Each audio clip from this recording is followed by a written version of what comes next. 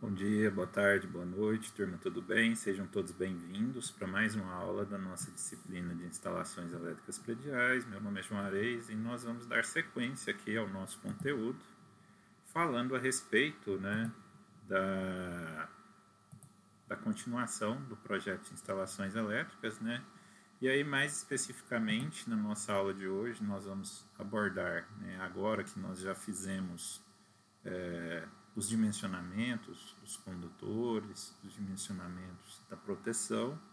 Nós vamos falar um pouquinho a respeito do dimensionamento de eletrodutos. Na aula de hoje ainda falaremos também sobre choques elétricos. E por fim, falaremos ainda a respeito de esquemas de aterramentos, tá? Então esse é o percurso formativo que nós teremos na nossa aula de hoje. Bom, pessoal, inicialmente, é importante nós falarmos a respeito dos eletrodutos, tá? Por que o eletroduto ele é importante para a instalação elétrica? Na verdade, a instalação elétrica em si, os condutores, teoricamente, são os dispositivos mais importantes, afinal de contas, são eles que fazem o equipamento funcionar. É através dele que percorre a corrente elétrica, e você consegue levar a energia elétrica. Porém, o eletroduto, apesar de ter um papel secundário, ele tem uma importância muito grande, pois é ele que vai conferir o quê? Uma segurança para que aqueles condutores permaneçam protegidos, tá? Então, essa é a grande importância dos eletrodutos, tá? E aí, naturalmente, seu dimensionamento não seria diferente, também tem igual importância. A NBR 5410 traz várias recomendações a respeito dos eletrodutos, e aí vamos lá, eu fiz aqui um breve resumo das principais informações que ela traz. Primeiro, o que é um eletroduto? Então, o eletroduto é um conduto de seção circular ou não, ele pode ter outros formatos, e aí eles são empregados em instalações elétricas normalmente embutidas ou aparentes, tá? E ela é responsável por conter os condutores elétricos providos de isolação. Bom, basicamente, ela pode ser constituída por um invólucro mais empregado para proteção contra as influências externas atuantes sobre os condutores. Então, o que a gente está preocupado?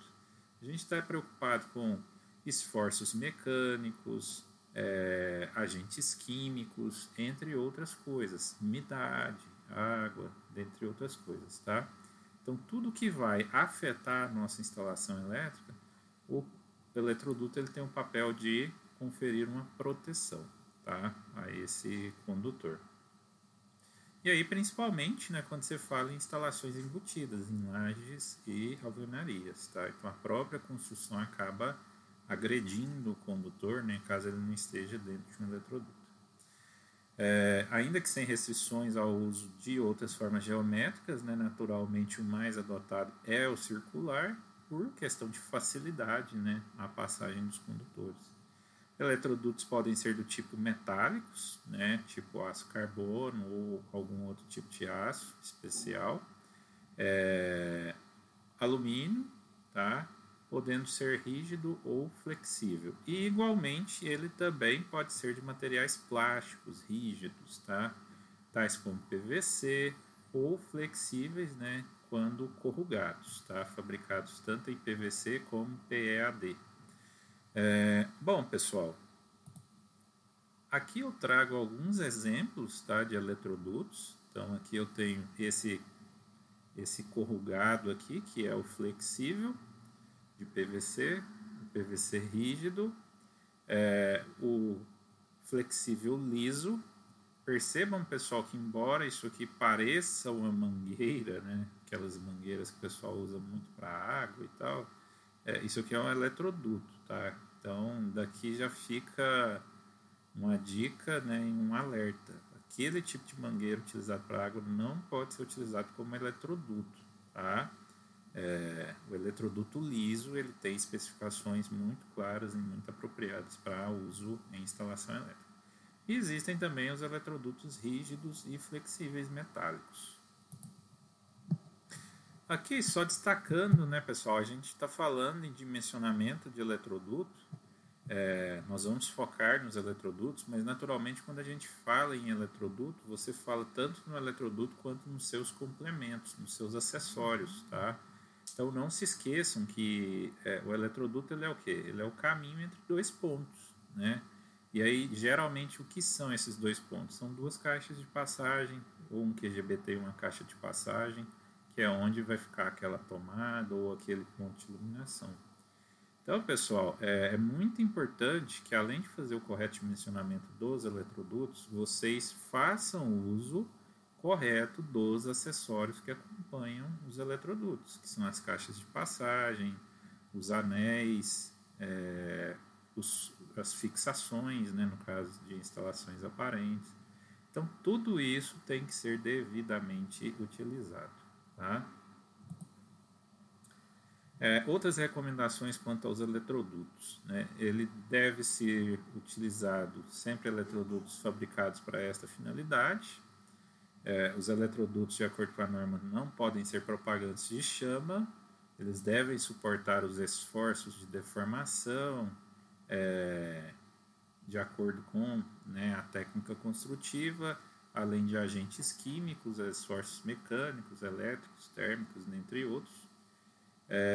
Devem ser instalados condutores isolados, tá? Sempre no interior de eletrodutos, você não pode ter condutor nu.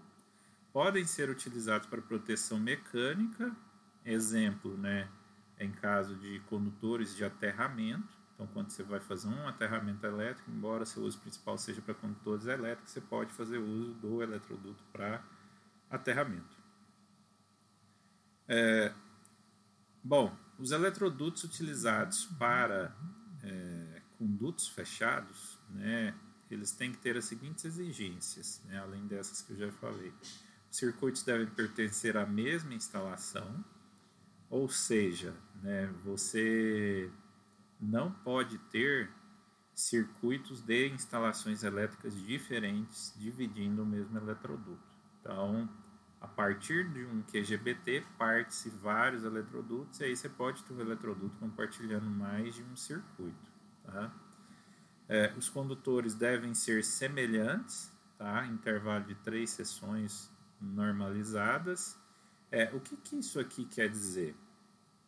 É que você, quando vai fazer uso do eletroduto, você não pode preencher totalmente, completamente a área no interior do eletroduto. Você precisa ter o cuidado de deixar um espaço para troca de calor. Todos os condutores devem possuir mesma temperatura máxima, então isso aqui tem a ver com o tipo de condutor utilizado. Geralmente, né, recomenda-se que você faça uso de uma mesma marca, de um mesmo modelo, de um mesmo fabricante de condutor. O que pode ser alterado é a seção, talvez a cor do isolamento, né, do isolante, mas o material, né, o tipo de condutor deve ser o mesmo. E todos os condutores devem ser isolados para a maior tensão nominal. Então, se porventura dentro de um eletroduto você tem 3 circuitos e cada um tiver um nível de tensão diferente, um nível de isolação dos condutores, né, ou melhor, dos eletrodutos,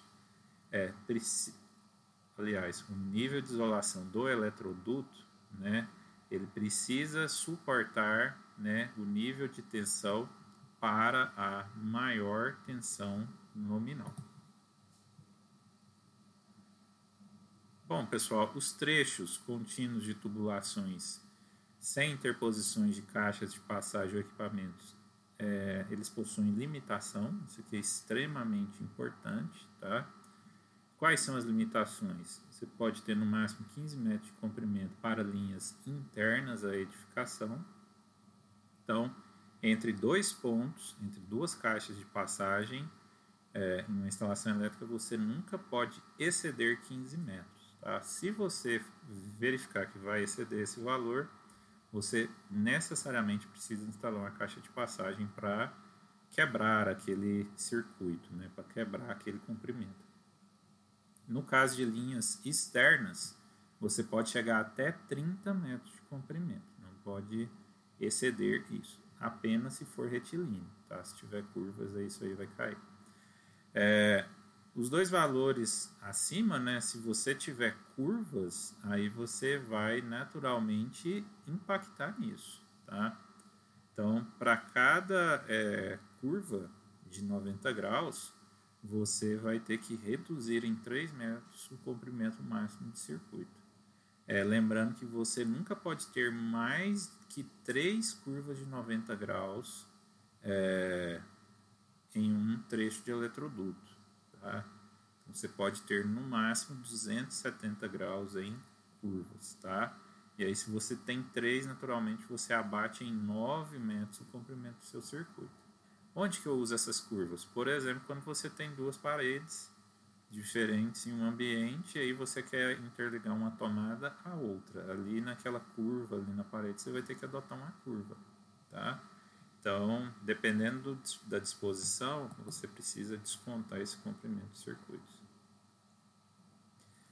As curvas, quando originadas do dobramento do eletroduto sem o uso de acessório específico, não devem resultar em redução das dimensões internas do eletroduto. Isso aqui, pessoal, é uma especificação assim, que eu particularmente eu não sigo. Tá? Por que eu não sigo? Porque o correto é usar a curva. Tá? Aqui ele está falando sobre a possibilidade de você usar um eletroduto flexível e aí você interpor, né, você impor uma curva àquele eletroduto sem o uso de um material curvo. Né? Então, neste caso aqui, você pode fazer isso? Pode. Só que você corre o risco de diminuir a seção do eletroduto. E quais são os problemas disso? O que isso implica? Implica que se você diminuir a seção, você vai dificultar muito a passagem do condutor e também as trocas térmicas. Bom, quando as caixas de passagem devem ser utilizadas? Em todos os pontos da tubulação onde houver entrada ou saída de condutor. Então você não tira um condutor para fora de um eletroduto sem uma caixa de passagem. E aí normalmente a caixa de passagem vai estar onde? Onde você tem um ponto de tomada, um comando de iluminação, o próprio ponto da lâmpada. Às vezes, quando necessário, você usa somente a caixa de passagem com espelho fechado também. Em todos os pontos de emenda ou de derivação de condutores, então você não pode ter emenda dentro de eletroduto. A emenda necessariamente tem que ser feita na caixa de passagem e sempre for necessário segmentar a tubulação para atendimento do comprimento máximo que a norma previu. Tá?